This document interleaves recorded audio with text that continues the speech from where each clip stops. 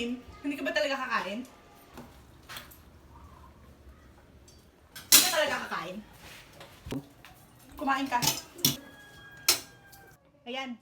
Kakain ka naman pala eh. Ang dami pang inaarte-arte. Oh, dala mo na dyan. At nag-aanta na yung customer yung dalawa. Hana, mauna ka na dyan. At mag-ayos na rin ako ng setup ng camera at ikaw ang mauuna.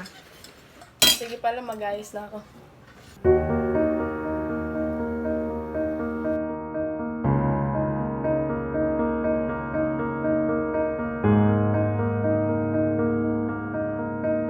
Ate, hindi ko kaya. Please, wag na. Wala tayong magagawa. Alam mo naman si Mama. Ate, wag na siya. Ako na lang. Masyado pa siyang bata.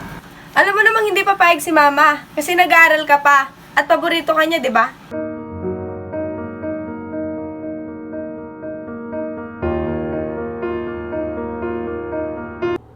Don't be afraid. I will give you money. Come on, take off your shirt. Ano? Hindi ka ba talaga maghuhubad? Ma, hindi ko kaya.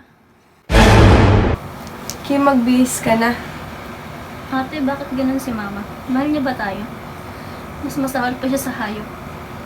Huwag kang magsasalita ng ganyan. Nanay pa rin natin siya. Ate, hindi ko na kaya. Ang dumi-dumi ko na.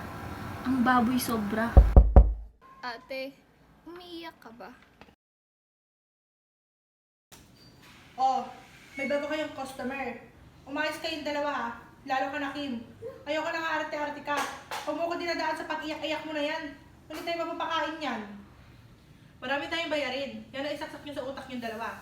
Hindi pa tayo nakakabayad ng kuryente, sa bahay, at kasama nyo pa yung tuition ng kapatid ninyo. Ah, ganun ba, Ma? Obligasyon ko bang pakainin ng mga anak mo? Ikaw ang magulang. Dapat ikaw ang nagtatrabaho.